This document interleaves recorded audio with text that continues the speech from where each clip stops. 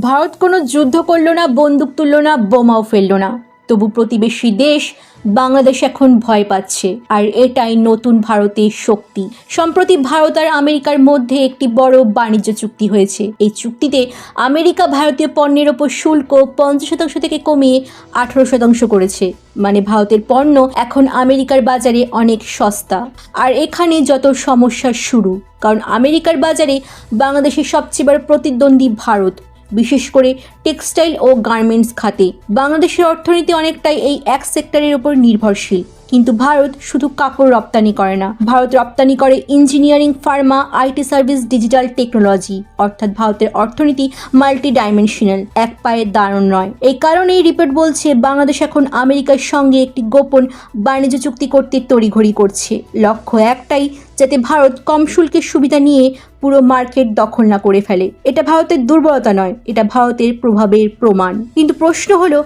America কি সত্যি বাংলাদেশকে আলাদা সুবিধা দেবে, নাকি ভারতের শক্তিশালী অর্থনীতি, আইটি, ফার্মা আর কৌশলগত সম্পর্কের কাছে এই চাপ টিকবে না? এটা কোনো গোপন রাজনীতি নয়, এটা একটা পরিষ্কার বার্তা।